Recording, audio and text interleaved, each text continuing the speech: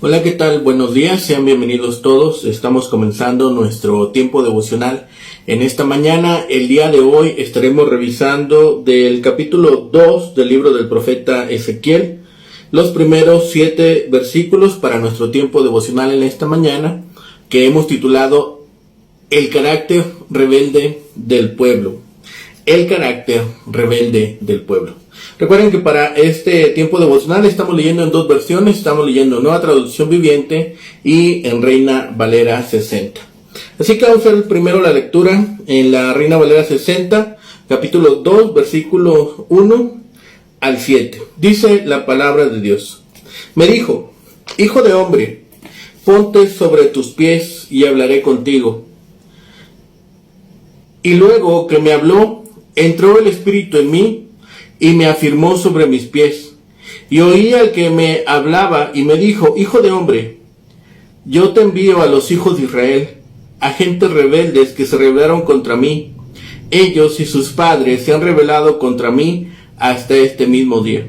Yo pues te envío a hijos de duro rostro y de empedernido corazón, y les dirás: así ha dicho Jehová el Señor.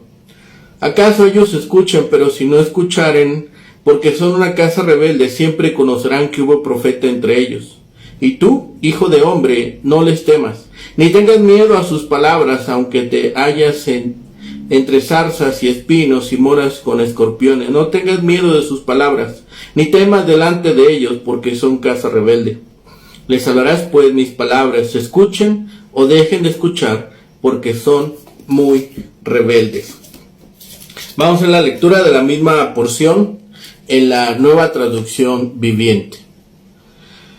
Levántate, hijo de hombre, dijo la voz, quiero hablarte. El Espíritu entró en mí mientras me hablaba y me puso de pie.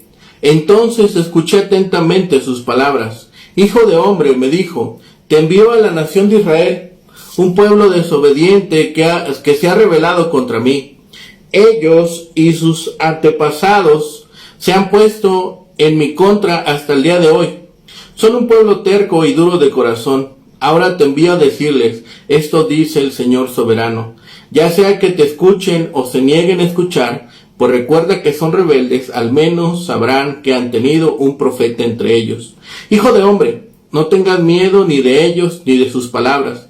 No temas aunque sus amenazas te rodeen como ortigas, zarzas y escorpiones venenosos. No te desanimes por sus ceños fruncidos, pues muy rebeldes que ellos sean. Debes darles mis mensajes, te escuchen o no. Sin embargo, no te escucharán, porque son totalmente rebeldes. Esta porción nos habla de la tarea de Ezequiel. Es el llamamiento y comisión del profeta Ezequiel que estaremos viendo aquí en el capítulo 2 y en el capítulo 3.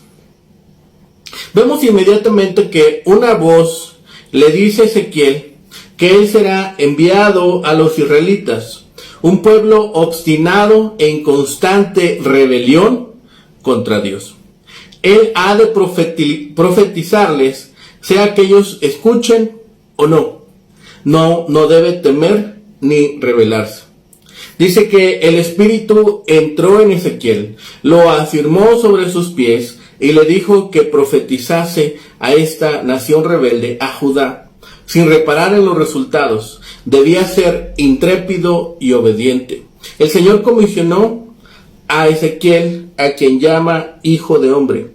Esta expresión importante aparece 90 veces en Ezequiel y parece que la explicación es que las primeras palabras que Dios dirige a Ezequiel ponen apropiadamente al profeta en su lugar correcto, ante la majestad que ha estado contemplando en su visión. La expresión hijo de hombre es un hebraísmo que enfatiza la insignificancia o mera humanidad de Ezequiel. Hijo de indica participante de la naturaleza de, y por eso cuando se une a Adán, hombre, no significa más que ser humano. Es en el plural de una frase común para humanidad o raza humana. Dice que en el tiempo de Daniel, en el capítulo 7, versículos 13 y 14, este título había adquirido implicaciones casi mesiánicas y en el primer siglo se convirtió en un término del Mesías. El uso que nuestro Señor hace de este título puede haber aprovechado la ambigüedad entre el significado sencillo y técnico, por lo que en cierto sentido no se le podía acusar de que estuviese declarando abiertamente ser el Mesías, mientras que en otro sentido no excluía a esos que tenían la visión espiritual requerida para aceptar el significado completo de su persona.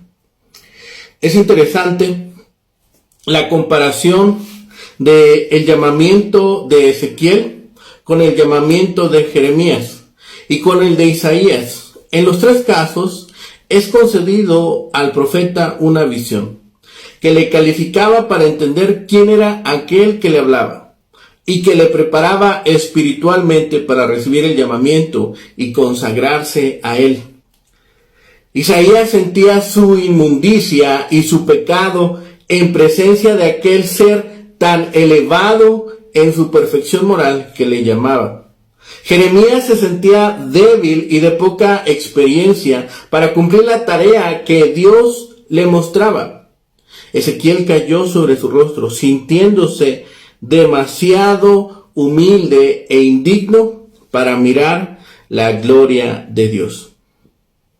El llamamiento de cada uno de estos grandes profetas venía de acuerdo con la personalidad del que lo recibía. Isaías, hombre culto, de familia noble y de dignidad, hombre de perfecta moral, se declaró pecador e inmundo frente a aquella visión de la intachable santidad que se le presentaba. Enseguida, con el corazón abierto y el espíritu generoso, se declaró dispuesto a oír y a obedecer el llamamiento que oía. Jeremías, hombre tierno y de espíritu sensible, que amaba el retiro, se resistió a oír enseguida el llamamiento. Y en esto se comparó con Moisés. Ezequiel, hombre literario, también de carácter retraído, quedó tan impresionado por la visión que tuvo de Dios, que no puso ninguna objeción al llamamiento, aunque las palabras con que Jehová lo exhortó, podemos vislumbrar el temor que surgió en su corazón frente a la tarea a la cual era llamado. Así sucede el llamamiento de Ezequiel. Cuando Ezequiel se postra sobre su rostro ante el esplendor de la visión de Dios, el Señor le dijo: ponte sobre tus pies. Tenía algo importante que comunicarle al profeta y él debía estar preparado para ello. En el libro de Ezequiel, Dios llama al profeta hijo de hombre aproximadamente 90 veces. Quizás ese apelativo tenía el propósito de enseñarle algo importante a Ezequiel. Aunque el Señor le concedía visiones especiales, aunque le otorgaba el privilegio de transmitirle a su pueblo las verdades divinas, y pese a que lo había escogido para cumplir la función del profeta en el exilio, Ezequiel seguía siendo mortal.